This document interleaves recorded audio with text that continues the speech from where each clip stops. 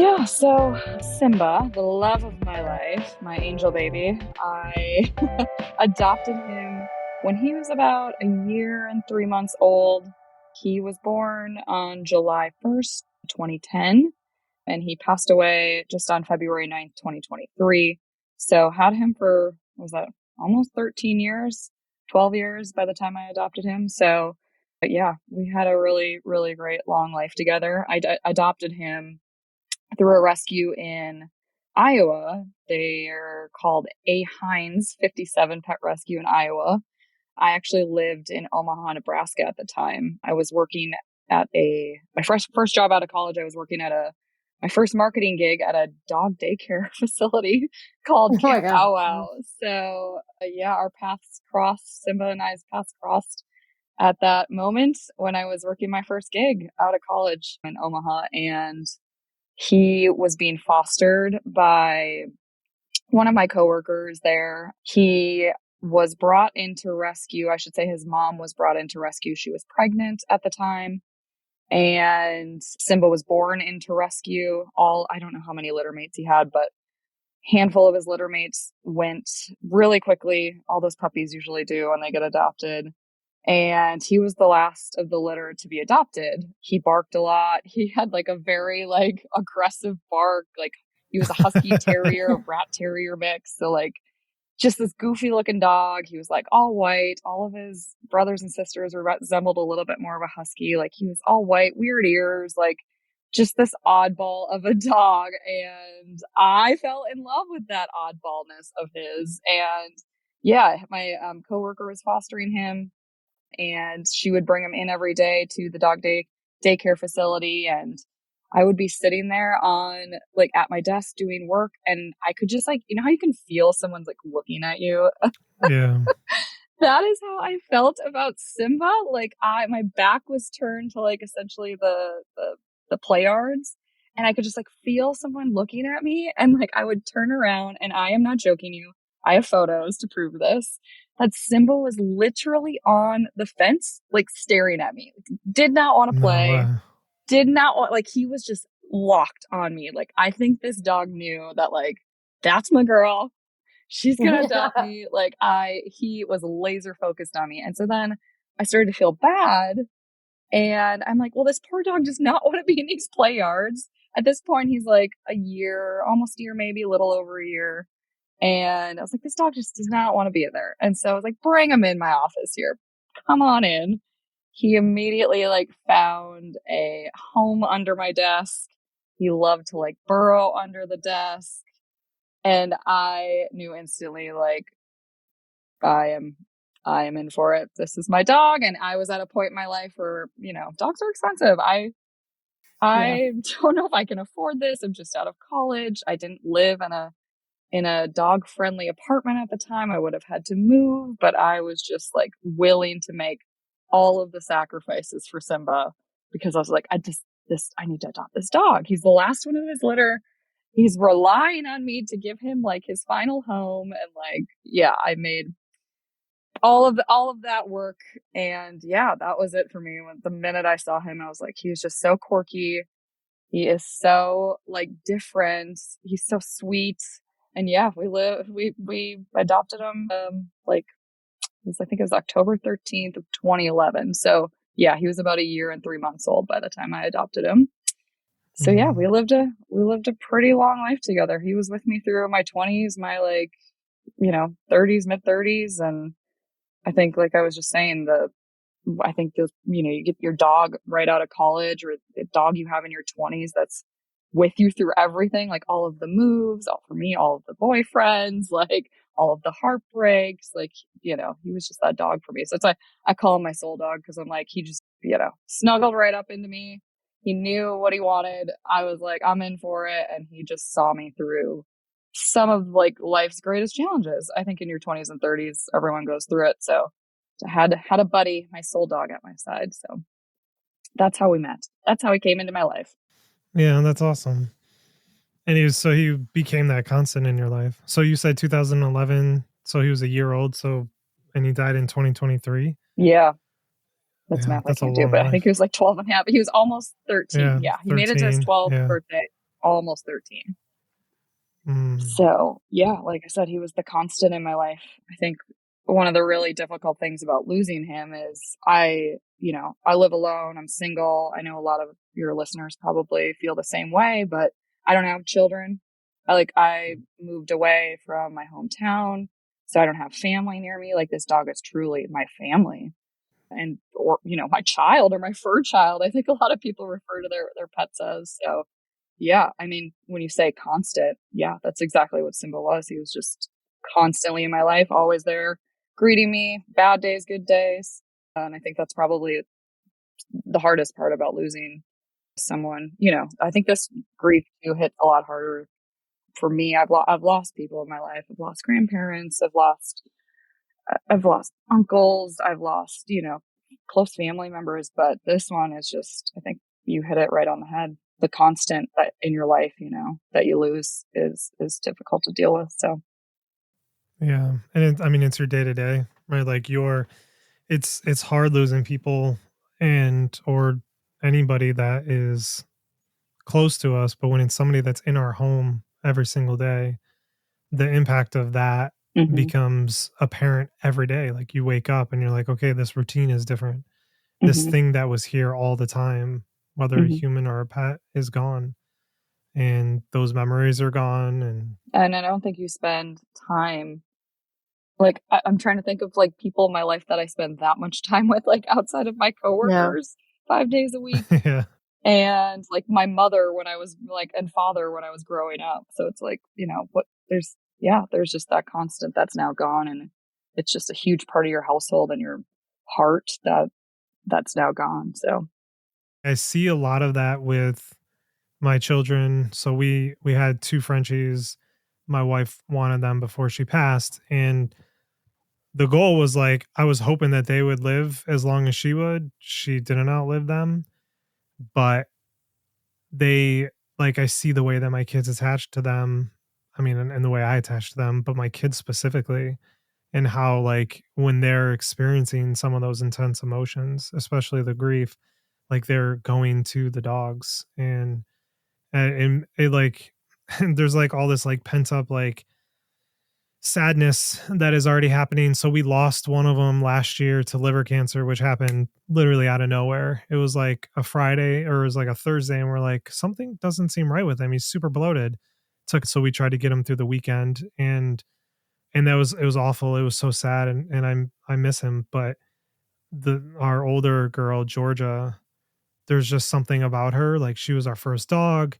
She was there longer with us, and the kids are like so extremely attached to her, and she's getting older. I mean, like she's having complications already, I'm like definitely worried about what the impact of that is to lose her. And it's the last piece of my wife that we have. So when yeah, what was the moment when you started to realize that it was coming to an end? yeah. So I'm sure you guys have seen this idea of, or not even idea, this very true feeling of anticipatory grief. I think it's a term that's starting to become a lot more popular or well known. It's just this feeling of like, I know the time is coming. I think especially when you deal with an older pet, like that you can slowly start to see just, like dissolving basically in front of you and joint issues and now more medications. And I knew he was aging. I think that was just a part of it, more vet visits, more checkups, more blood work. You could slowly Mhm. start to feel that all creeping in. But the moment I knew, I actually thought I was going to lose him. It was November 2021, I believe. Yes. And he had jumped up on my bed. We were about to get ready. We just had gotten back from a walk, and he was, I don't even know how old he would have been at that time, but he was older. He was in double digits, and he jumped up on my bed after a long walk for, a 10, 11 year Mhm. old. And I realized I probably had pushed it too far on that walk, and he jumped up on the bed and like screamed of pain. And I was like, huh, like I Mm. didn't know if I didn't know if he like stepped on something. Was there something in his paw? Like I was so confused, like why he's screaming in pain. we just did like, half a mile walk around the park, like, and I was like, babe, like, I ran into the room, like, what's wrong? Thought he like just sprained an ankle or something. I don't know. And I walked in there and you could just like tell his demeanor shifted, tail between his legs, like he Oh was in shit. pain. And so I slowly got him off the bed onto the floor. And all I remember is like, shit, this is it. Like, he couldn't walk to me. He loves treats, pulled out the cheese. Like, I pulled out every single reward. And he was like, ears down, head down, tail tucked, like almost that look that people say that your dog gives or your pet gives you when it's time. And he could not walk. I was living in like a 6th floor apartment at the time. Our elevators were down. I'm like, I can't have it. Like, your mind just starts racing. And so Mm-hmm. I can't have a disabled dog. Like, he's 70 pounds. How am I going to get him up and down stairs? Like, am I going to get him out of this apartment even to go to the vet to get him checked out? But I found my grocery cart. I shoved it with blankets and I picked him up and like put him in the shopping cart and tried to get him down the stairs or down like a service elevator, and took him to the vet and was like fully expecting to walk out of there without him. I Mm. like brought all his blankets, like brought his favorite toy, like I had prepared to go to the vet, and like they were going to tell me there was nothing he can do, that they can do, that he can't walk. And so was fully prepared going into that. And they took the x-rays, they did all the stuff, and they had come back and said that there was something basically wrong with his back or his spine. And Mm-hmm. and I was like, do I need to make a decision right now? Like, I don't have anyone near me that like I can help get me through this right now. Like, is this a decision that needs to be made right now? And they essentially said, I would recommend not giving up on him. Try bed rest for 2 weeks. And I was like, easy, no problem. Like, he's an old dog. Anyways, like, he loves to sleep all day. And the difficult, challenging part was like, again, how am I going to get him down to go to the bathroom 3 to 4 times a day from a 6th floor apartment in the middle of a city? Like, just the complications of that. So I went to go, and I had a friend, Ashley Aaron, went to go get me a wagon from a store and delivered it. And I was like, put the pillows and the blankets in. Like, this dog is going to be living the life in a wagon for like 2 weeks because he can't walk. And I'm like, what am I supposed to do? They gave me pain meds and everything. And it was one of the hardest 2 weeks of my life and just challenging, like lifting a 70-pound dog in and out of a wagon. You got to lift him to put them in it, then get him out, put him back in it, get him out. It was like 4 times lifting 70 pounds. Like, my back was hurting. I was just like, I don't know if I can't do this the rest of my life. Like, I'm going to Yeah. have to make a decision if he's not getting better. And again, by the grace of God, he got better. Like I said, he passed away on February 9th, 2023. And that was like November 2021. So he lived a good bit longer after that. But when you talk about like, when did you know, that was a moment I thought I was going to Mm. lose him. And I think that was the defining moment that was like, this is happening. Like, my pet is not going to get better, stronger. He's only going to get worse from here. And there is going to be a moment in time where he probably can't walk anymore. Something's going to happen like this. He's slowly fading. And that anticipatory grief was so real from that moment that he injured his back to the time he died. It was just always like, you're just hyper aware, you're hypersensitive, like, oh, that's different in him. Oh, he moved differently. Oh, his leg is shaking more. Like, it was just, Mm. you're on heightened alert when you have anticipatory grief. Like, is this it? Is this the moment? Like, and that is just, it's a horrible way to live when you're grieving, like, what's about to come. And you start to go into this caregiver mode for a pet. And I'm sure many people have that experience with people as well, and that anticipatory grief. And the end is coming, and now I have to be a caregiver. It was a pretty stressful, what was that, a year and a half, Yeah. almost 2 years. So that was pretty difficult. But yeah, that was the moment I knew, like, he's not getting younger, he's not getting better. He's only going to go downhill from here. And sadly, at that point, he was 10, 11 years old. It's like, our dogs don't live long enough. I mean, No, they live to be 13, 14, 15 years old if they're lucky, especially for a big dog. So I knew that my like time was ticking with him and that I didn't have that much time with him. but it also opened up my world of like, I stopped going out so much. Like I spent my time at home with them. It's like you really start to cherish those moments with your loved one when you know they're ticking away. After the rehab and everything, did he regain normal function? So at least for like a year and a half, he was able to just have that. Yeah, he regained a lot of function. The acupuncture helped greatly. You know, we got him on some different pain meds, stronger pain meds. So he's a little bit more sleepier during the day. But his like, you know, after that initial bed rest and some of the, you know, within about a month to 6 weeks, he really started like feeling like himself again. I had to make a ton of adjustments like in my house. I had wood floors, so I had to put rugs down so he didn't slip. I had to take my mattress off of the bed frame and put it on the floor so he wouldn't jump up, but that I could still cuddle with him, you know, at night. Yeah. And a lot of modifications in the house along with like rehab and therapy. And yeah, he was himself again. So that's why I was like, oh, okay, maybe we do have more time. But that anticipatory grief was just always there. I mean, it is one of the hardest things to deal with because it's like you're grieving someone that's still very much in front of you, but like, you know, they're about to be gone. I feel like I have that about my dog who's going to be 8 next month. Mm-hmm. I'm like, literally, I'm like, I can't even fathom like the day that comes. And we lost our dog a year ago, December, and similar, like had to make a lot. We didn't have like a year and a half kind of downward spiral, if we will, but she had about like 2 months or so that were just like not good. And using the towel to like get her down the few stairs to go outside. And like, it was really funny because sometimes like she'd have these periods where she'd like get like way better. And we were like, the fuck's going on? Yeah. Like literally like she wouldn't get up for like 4 days, like would not even get up. Like even when I've tried to lift her, she just like wasn't. And I was like, oh my God. So Nate was like having to go for army training or something like that. And so it was like she was getting really bad. And he like slept on the floor with her one night thinking like this is going to be the last night.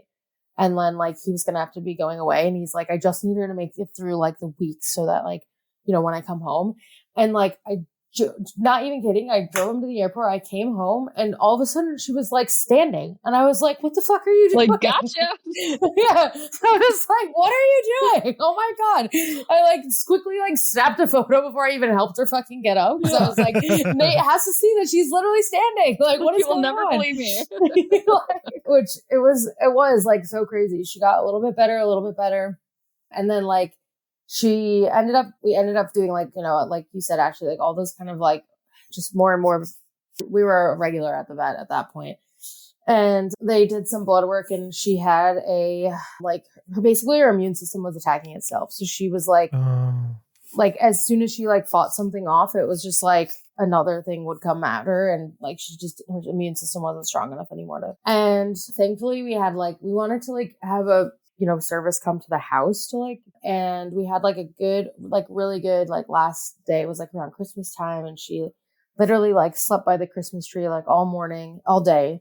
And we got like a few final photos of her. And like the next day we were like, okay, well, we'll probably call, you know, cause the vet kind of tells you in some cases, if it's not, it's like my other dog that we lost as our family pet was like tragic. Like he accidentally ate the rat poison that was in my parents' backyard because the landscapers left the box open. Like, yeah, it was fucking terrible. That's horrible.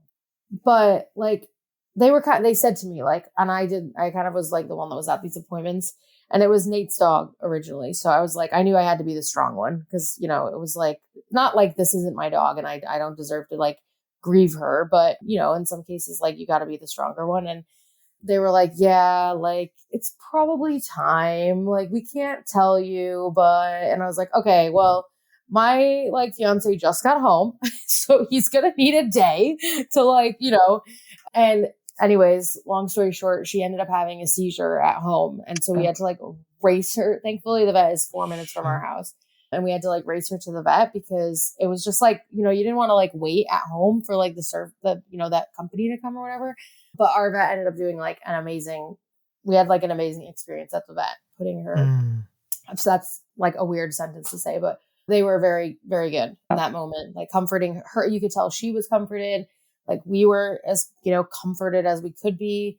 But fucking hell, that was like, I literally like CJ. It was like the day my mom died. Like, it's crazy. It's, I don't like, I'm sure that people are like, oh, it's like, yeah, that's your mother. It's different. Like, it's not fucking different because there's like, it's still that, like you said, like that constant companion, like, as humans, you have people that like, unconditional love with your spouse, but like, I feel like an unconditional love with a dog is like something on a whole nother level. And especially to your point, Ashley, when they've been with you through so many like different life experiences, it's like, it just rocks you. Yeah. And our vet had told, like my vet had said, like, count the good days versus the bad. Like you'll start to know, because again, when you're fighting this anticipatory grief, you're just like overly heightened to everything. You're like every little thing, every little move every little snort or like snore, like you're up in the middle of the night. Like everything is so heightened. So you don't really like, your reality is like kind of jacked up because you're just like, is this real? Is this it? Is this something bad? Do I need to bring him to the vet? And like our vet had just said, like, start counting the good days and the bad. And like when the bad days outweigh the good is when you can feel good about making a decision. And our vet had said, nobody ever regrets doing it too early. They regret doing it too late. And making that decision is like one of the hardest decisions you have to make, especially, Ashley, to your point, when your dog sometimes all of a sudden gets like a great burst of energy and you're like, okay, maybe not. But like when you start measuring it up against days, and like he was starting to have some really like bad days leading up to when he passed away. And I was like literally tallying on a calendar, like, this is a bad day. This is a bad day. And like, we started to get up to like almost every day was not good. And so that really helped. Like that vet's point of view really helped me like put it into perspective of like, okay, this is probably time. And you touched on something that really bothers me. I think what I see in the grieving space for pets, or like people comparing, like you even mentioned it, like, oh, this can't be as worse as losing a kid or losing a mom or whatever it is. It's like, there is like no measuring or comparison when it comes to grief. I think that's like, it's like people trying to one up each other of like, your grief is, my grief is worse than yours. Like, Ashley, you and I have like side chatted about this. Like, you can grieve so many different things in life. Like, it does not have to be a death. It can be a job. It can be a relationship. It can be someone's moving away. Like, there's so many different parts of life you can grieve. So to be like, well, my grief is, like, that's not, like I've lost my mom and that can't compare to that. It's like, no, like, this is just, there shouldn't be comparison. It's like, there is no, it's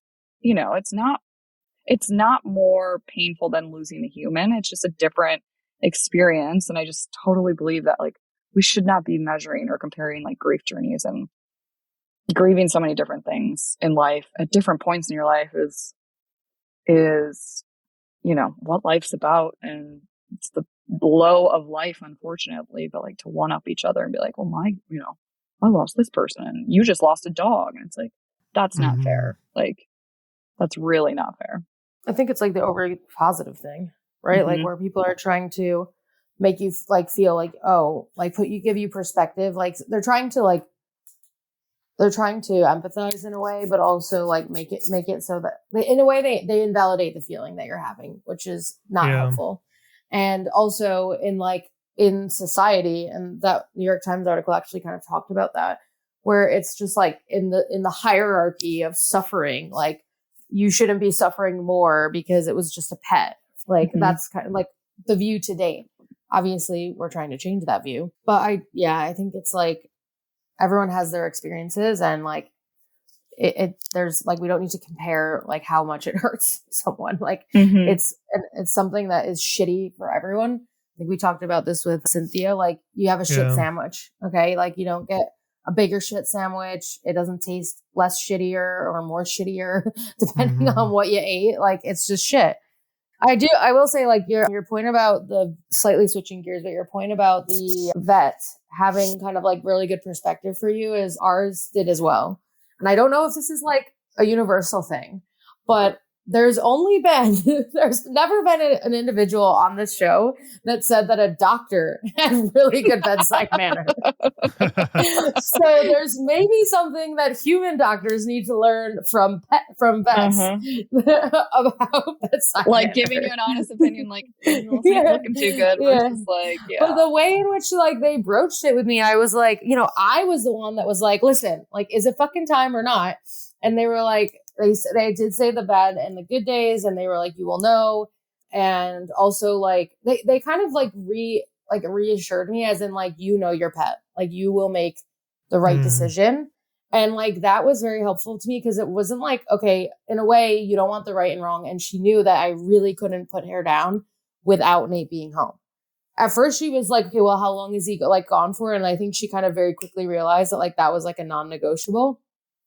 As if I would fucking put my pet down without I can't even imagine just like dropping your dog off to. Yeah. But anyways, I would like, I did have a very good experience from that perspective with like the vet and like that kind of like end of life care. But I do agree, like our society as a whole needs to like not be so grief phobic around like this particular loss, but any loss. Yeah. I think a lot of it is we default to comparison out of a scarcity mindset, that if somehow you're feeling intense feelings about losing your dog, then that's taking up space and invalidating that I'm feeling intense feelings about my loss. And now you're sucking up air that I need because I'm in so much pain. And we have to like shift that narrative that this isn't a scarcity thing. And it may feel that way. And I think a lot of us have that experience where, hey, I need somebody to help me because I'm in a lot of pain, whether it's a loss from a human, a pet, or a job, or a relationship, or a divorce, or any of these things, like you mentioned, Ashley. And the narrative needs to shift to, I don't believe that it's a scarcity of having these spaces. I think it's because we keep grief in the shadows. So there is a lot of people out there who will come alongside of us if they could learn and be educated on how to come alongside of us. And if we could be willing to speak freely about this pain without that like shame being put onto us of like, well, me, instead of just being like, yeah, you know what, in this moment right now, let's talk about your pain and let's hold space for that pain. And then there'll be times or people who can support me in my pain, and just know that like comparison does nothing but harm both people involved. And I 100% am. Yeah. And the idea of loss, I mean, whatever it is that you're losing is universal. I mean, that feeling and the idea of it, it's universal. It's just like how it manifests and how you experience it within your own life and in relation to your own life, I think is something that I've learned. And yeah, the comparison thing, it sort of drives me nuts, just some of that narrative that's out there about like pets versus humans. And yeah, it's tough. And it's tough to like get through grief when you have that narrative out there of like, well, it's just a pet. It's, you'll get over it. Or the other thing that like really drives me nuts is like this idea of like, well, when are you going to get another dog? Like, move along. Like, I got that question 24 hours after I lost Simba. Wow. Like, and I don't know if that's just people's reaction. I get one of you mentioned it of like, just like maybe trying to make someone feel better about a situation. But like, it's very painful to have to think about like, because there's this idea, I think, especially with pets is like, and maybe people who have lost spouses as well, or maybe people that have another child after losing a child. It's like this idea of replacing something. And I think there's a lot of guilt that's associated with it. Like it's been over a year now since I've lost Simba. I am taking this new, journey in my life to be dogless or petless. I'm watching other people's dogs. It brings a lot of joy to me.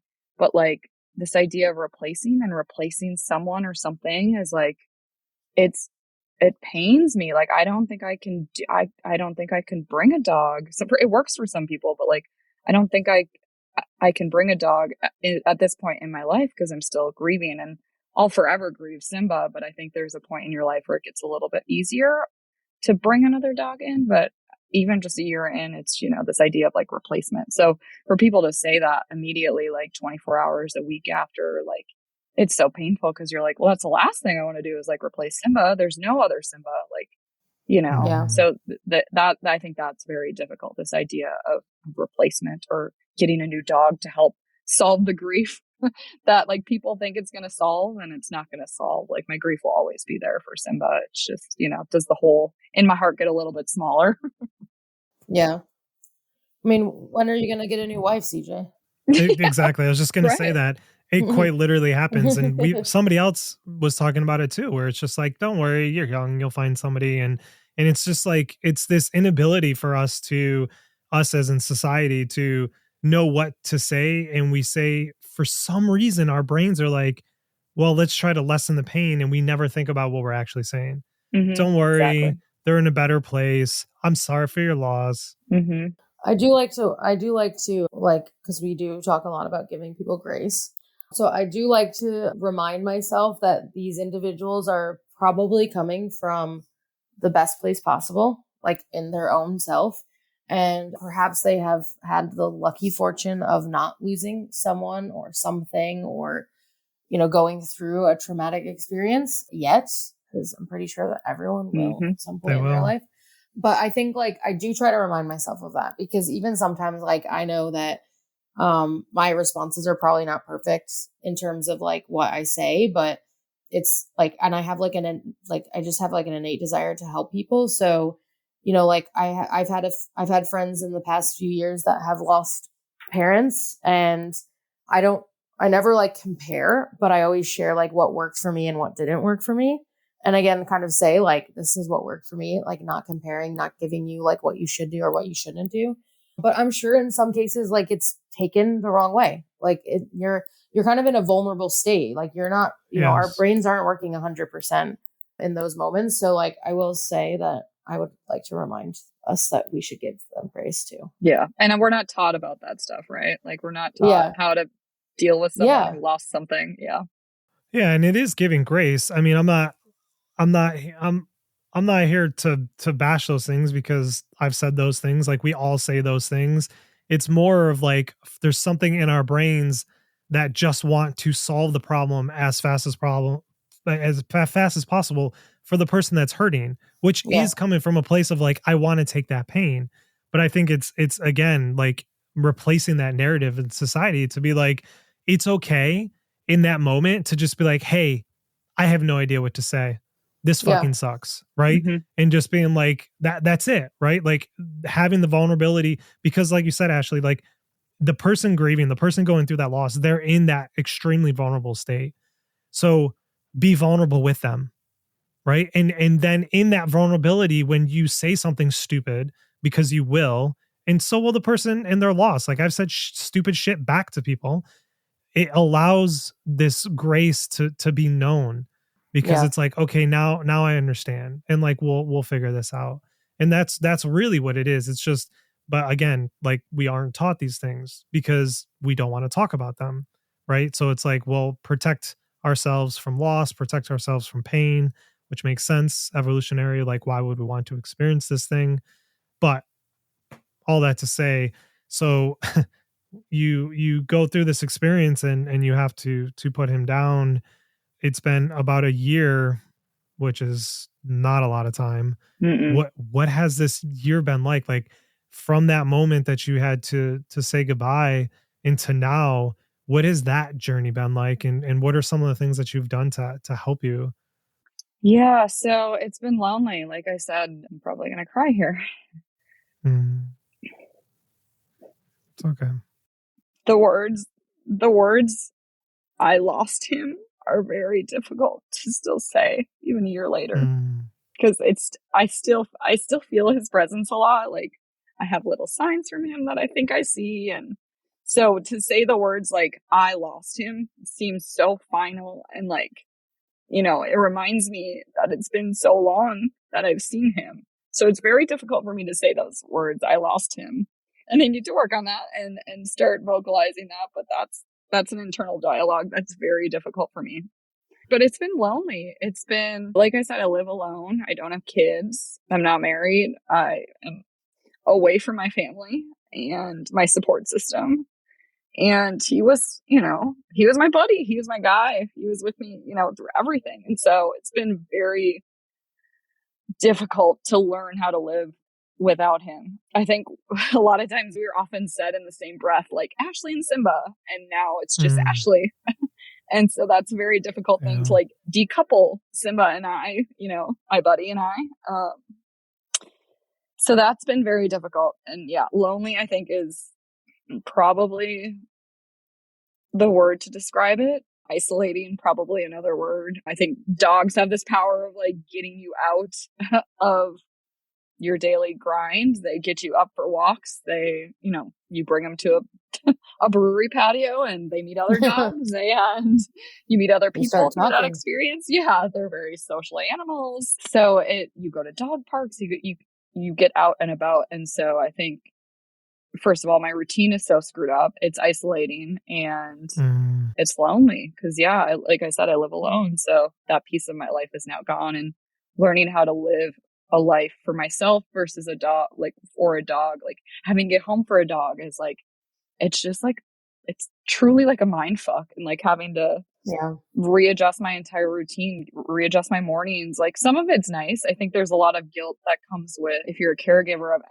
anyone, including a dog or a pet, there's a lot of guilt with being like, oh, I can finally breathe. Like the caregiver guilt of, okay, like my life after Simba, is okay. I can travel. I'm not spending money on vet expenses. I can sleep in. Like there are some parts of a dogless, petless life that, like, for me, I'm like, oh, okay, this is kind of nice. But there's that guilt that creeps in with that when you start to think and rationalize those decisions, because you, of course, are like, I would do anything to get this person or my dog back or my pet back. Like, I would take all of that over and over and over again to have my dog back. And so, yeah, it's been a really difficult year. It ebbs and flows, as everyone says.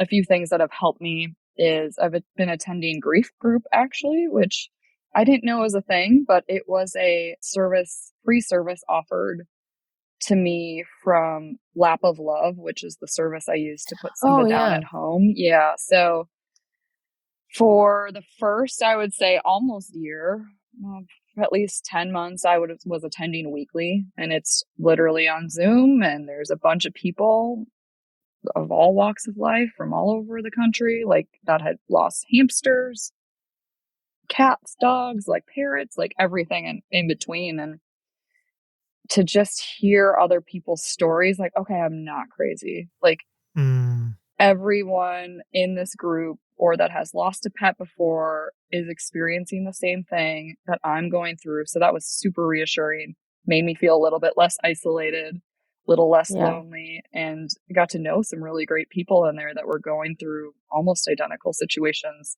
on identical timelines as me. And there were people in the group that had lost a dog, a pet, like 3-4 years ago, and they're still coming to these grief groups to like check in. Yeah. So I was attending that weekly. That has really helped. I still attend it about once a month. I've kind of pulled back a little bit as I feel the need to jump in, but about once a month, it's just a time that I can dedicate to my grief and talk about Simba for, 3 to 5 minutes with a big group about what I'm feeling or what I'm going through. And it's just a time I can dedicate for my grief. And that has helped tremendously, like me getting me through this, like being around people who understand. And then journaling. The pet grief journal. It's called my pet remembrance journal. And there's just like all these different prompts, like the story of how we met. Like that's amazing. Awesome. Yeah. Like, and because you forget, like I am starting to forget, and I'm sure everyone grieving or who has lost someone, but I've hit this year mark and I am starting to forget. I'm like, even during this podcast, I'm like, when did I lose? Like, how many years was that? Was that 2021? Like, you just forget all of these moments. And I'm like, I don't want to forget. And I feel like I'm forgetting. So this is this really great journey or journal to like try to capture everything, like places we love to walk, favorite games we played. Like, I taught you tricks and you taught me this. Like, just not forgetting the little things about, the dog that I lost has been super helpful and super like cathartic to just get that out on paper. So those are a Yeah. couple things that have helped me, but it's a process. I'm sure what's working today might not work in a year from now. My journey is going to look a lot different over the next year. There's still a lot of guilt, but that I carry, and guilt around. I mean, he lived a great long life, but it's never long enough, right? Like, But what is the guilt specifically? I think the guilt with this one, which is so interesting and different, is like the idea of choice. Like, this is your dog, right? Your companion. You adopt them, you like raise them, train them, you do everything. You spend all your time with them. And then at their end of their life, you have to make the choice. And that doesn't happen with humans. Like, sure, you can decide to pull ventilators and all of that stuff, but like choosing to end a life is I don't care how old they are, is like very difficult for a pet, especially because this pet can't talk. Like, they can't talk to you. You're supposed to know from a look, and you're like, was that the look? Like, they can't tell you their wishes. They can't, these animals trust you to care for them. And then you have to turn around and make a choice and say, I'm sorry, I have to make this choice and I have to do that. And not only that, like, you have to put the money down to make the choice. Like, I'll never forget having to call, and like, they took my credit card information and they're like, a couple $100 for this service. And I'm like shaking, putting my credit card information down to make the choice to end his life. Like, that is painful, to have to choose to end someone's life. There's a lot of guilt that comes with that. So yeah, the idea of choice, losing a pet in this scenario of like choosing euthanasia is difficult. And I understand, like, some people listening may never have had that choice, and there's pain that comes with that of like, Ashley, I think you mentioned, like, one of your animals, like, like instantly passed away. I know a lot of, stories on that grief group are like dogs who get hit by cars, cats who get hit by cars, like they're taken from them in an instant. And like, that is a different pain. But like, for me, the pain and guilt comes from like this idea of choice, that I was the one that was supposed to protect him, to care for him, love him. And then I had to put the money down to end his life. I had a combo of that when we were told that he had liver cancer, and they're like, we're going to have to put him down. It was similar to you, Ashley, with Nate being gone. My son was gone. He was in the Adirondacks. And I was like, well, I absolutely cannot put him down until my son gets home. And they're like, when's he going to be home? I'm like, he won't be home for like 2 days. And they're like, okay, here's the things to look for, to watch out for. And, if you start seeing these things, like we have to do it. And, 2 days went by, my son gets home, and this is my Inky, our dog. He would sleep with my youngest all the time. Like, that was his room. That was his dog. And he came home, and then I was like, well, he seems okay. And you talk about this idea of choice. And I was like, how am I supposed to say, yeah, okay, let's go take him in, and that's it, and say goodbye to him. And I'm like, I don't know. Like, I don't want him to go too long and have to suffer. But at the same time, like, I'm so scared if I do it too soon. Like, my kids need to say goodbye to him. I want to say goodbye to him. So it was a day by day thing. It was really like a moment by moment. And so this was a Friday we found out, and we hit Wednesday. He went 5 days. And that night I was like, oh, now I see it's time. And so I had him sleep with me in my room. And I remember all night he was just coughing all night, and it was pitch dark. So I couldn't see anything. I didn't know what was going on. And he like wasn't settling. And I was like, oh, I'm like, I can't sleep. I'm like, he must want to be back in my son's room, because that's where he always slept. He just wanted to be comfortable. So, I like half awake, bring him over, throw him in my son's bed. And then I went to sleep. It was like 5:30, 6:00 in the morning. My phone starts ringing, and it's a FaceTime call to me and the three of my kids. And I like pick up, my daughter picks up, and then my youngest picks up, and he's just like, something's wrong with Inky. Something's wrong with Inky. Something's wrong with Inky. And he's like frantic. And I was like, oh, good God, what the fuck is going on? And I like shot out of bed, and my daughter shot out of the room. We went in the room, and there was this like moment of sheer sadness and panic. And also the funniest thing that have ever happened, he was dead. Inky was dead. And my son was just like going like this with him, like grabbing his leg and being like, something's wrong with him, because the rigor mortis had stepped in. So he's like tossed him around like a stuffed animal. And we kind of like, we're all crying, but at the same time, I'm like, no, don't do that to him. Because my son was like, is he just sleeping? Is he just in a really deep sleep? God, the innocence. Yeah. Yeah. And then we just fucking bawled. And I held so much guilt at first of like, how could I, one, let this poor animal suffer? Two, move him from my room into my son's room. So my son had to wake up to his dead dog. And then like three, that like, I wasn't there for him. And it was really challenging. But then I like look back now and I realize like, okay, he got to die where he loved it most with my son. He felt exactly so comfortable. And that's what I told my son. I was like, listen, he got to die in his home with somebody that he slept with every single night, and he went off the bed to make sure that he wasn't near my son. And it's like, you could tell he was very intentional and he just wanted to be there. So in that way, like it was painful and I feel like a shitty dad, but also I didn't have to make that choice. And I feel very, very privileged that I didn't have to make that choice and that he got to die peacefully in his home. Yeah, it's this balance of like, I know I'm thankful, like the way that it happened. Again, like it could have been instant, it could have been traumatic. I know many pet parents go through that experience, but I got to do it at home, in his bed with music on. Like it was beautiful. It was peaceful. Like I've never seen anything more peaceful. Just someone basically, like going to sleep. He just went to sleep and he got all his food and like it was planned and like controlled. And yeah, that's something that like I'm so thankful for. I know that people don't get to do that with their pets all the time. But it is, again, like this, you're just like, I literally looked at the lady that was doing it and I was like, she's like, just let me know when you're ready. And I was like, do it. Like, go. It's like, I don't, that's the words I don't want to say. Like, tell me when. Exactly. Like, right.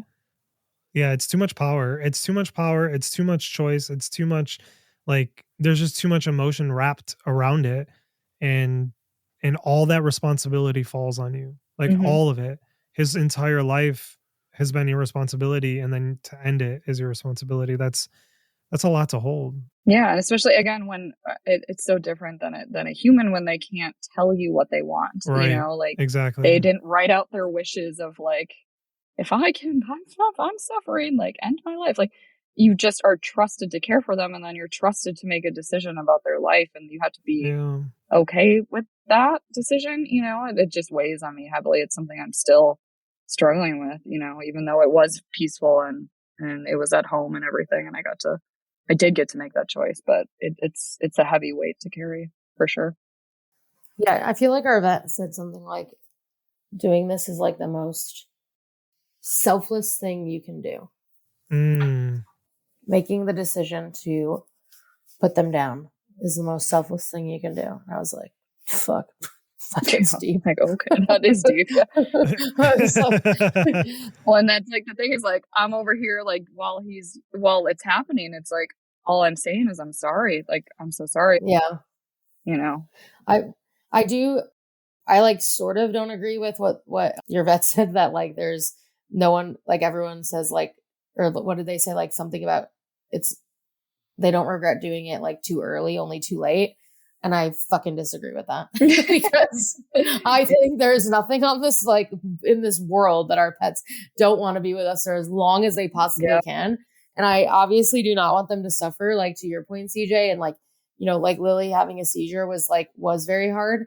But like the last day that she was just sitting under the Christmas tree and like both of our dogs like took turns, like literally just laying there with her. And like I was working and my office is literally right there. And like Nate happened to be home that day. And I was like, she had like the best last day of her life. Like, and I regret that for a second. So like, maybe we could have told them to come that night, but like, no. How do you know though? Yeah. Yeah. Like, and I think she was saying more so along the lines that she's seen pet parents say, like, I should have done it sooner. Like, because they're suffering so intensely that they wish they had the choice to do it at home, or see. Because they take a turn and it's traumatic. Like, right. Yeah. So, okay. Yeah. I see what you mean. Yeah. Sorry. Yeah. That is. And she's just said she's never heard anyone say, I did it too early. They always say, I've done it too late. Like, I made the decision too late when it's out of my hands and it's traumatic and it's, right. I see what you mean. Mm-hmm. Yeah. Then you couldn't do it kind of like how you had envisioned or how you had planned. Then it becomes, it becomes even more out of your control. Right. With so you have the pet support group, but when it happened, so over this past year, have you had outside support as well from friends or family?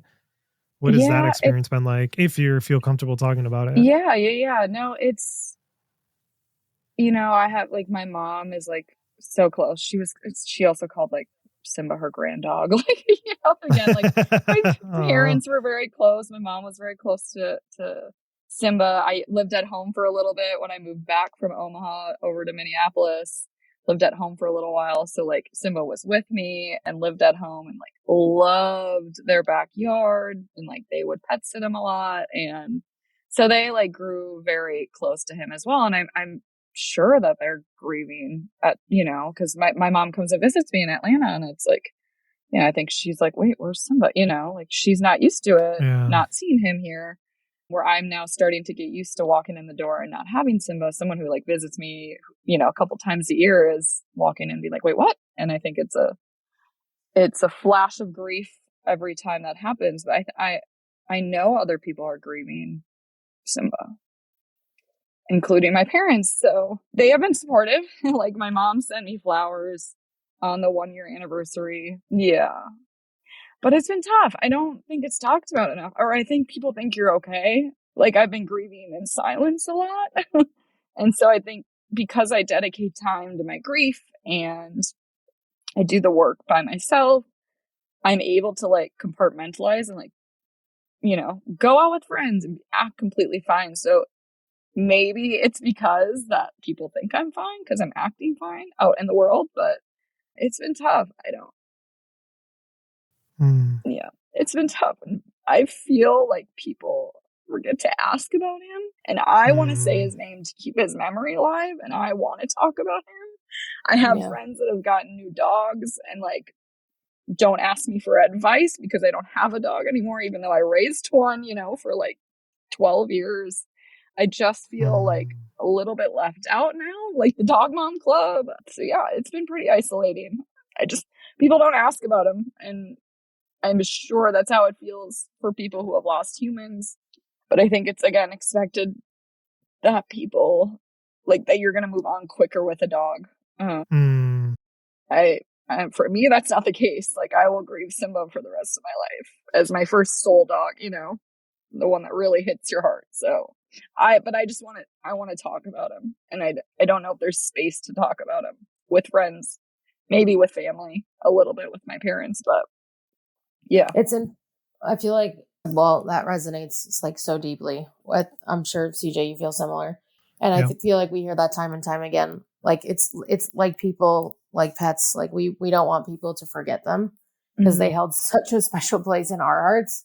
And when we, when we, like, get, and especially I feel like Ashley in this case, like, it was something that, like you said, they make us social. So, like, they kind of, like, force, in some cases, for some people, they force us to go outside of our comfort zone and, like, go to the park or go to the brewery by ourselves, or they give us that extra little oomph.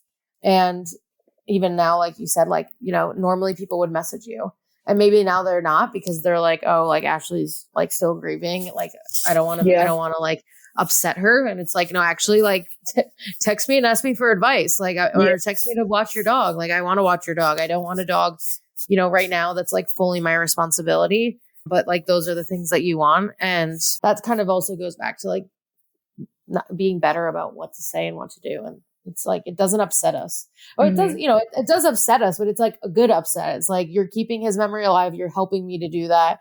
And you're remembering that, like, this this animal was like a huge part of my life, and I'm like sorely missing him. Yeah, it's like what we say, somebody bringing up our loss is not going to make us feel worse. We already feel bad. Yeah. If anything, like it's going to help us to keep that memory alive. Exactly like what you said. And I think like as we end here, I do want to acknowledge and take a moment of gratitude and to thank you for being so vulnerable in this and in this space, because as I hear you talk, I'm just like the parallels are uncanny. Yeah. And you were like, it was Ashley and Simba. For me, it was like, it was Ariana and CJ, right? Like there was this identity crisis that I had, and like walking in the door and having him there every day. And it's like, for me, there's those routines where I'm just like, you know, I would work out. I would come upstairs. I'd be eating breakfast at the table. And every day I'd hear her fucking coffee machine going off. She'd peek around the corner and give me the craziest face and flick me off every day. And it's like, there's these routines, but why I feel so grateful is because in your vulnerability, you're showing the parallels of grief, that grief is grief. And like, there are these things that we all share in common in that grief, regardless of what that loss was. So I feel like just so thankful to you for being willing to share that with us, so we can see that and we can just see that like, oh, okay, maybe there is a universal language of grief. And if we could develop what that universal language is and how we handle it and how we hold space for it and how we show up for each other in that grief, then like we won't have to feel so isolated and alone. Because I had the same experience too, where I was just like, okay, people, they want me to move on and they want me to be who I was before. So fuck everybody, like grief is mine. And now I'm further isolated. And when I come home at night and I'm in bed, I will cry and I will grieve. But out in the world, I will put a smile on as best as I can, even though I can't fake my emotions, and just pretend like everything's fine. Right. And the other thing that hurts so much is like, we can have moments of levity where we're laughing and enjoying life. But that doesn't mean that we're not still hurting. Those two emotions coexist. Grief and joy coexist, and they coexist for the rest of your life. And that like needs to be said more and more and more, that don't look at me and say, I'm done grieving because I'm having moments of joy. Instead, just like enjoy those moments with me. And when I'm all of a sudden feeling like shit, also be with me in those moments. So yeah, and that's grief and that's life, right? Is like figuring out how those two highs and lows mix together and how to just get through it, and sprinkling joy into your life is how you get through it. So yeah, and I appreciate you guys even bringing this topic up, because like I said, I just don't know that it's talked about enough as a part of the grieving journey or the grieving spectrum. It's like, where does pet loss fall on all of this, the spectrum of grief? And it's right there in the middle with everything else that people lose. And just really appreciate you guys even letting me talk and letting me remember Simba. And even though some of these moments are very painful to talk through, it's nice to have space and be able to talk about the grief that I'm going through over the last year.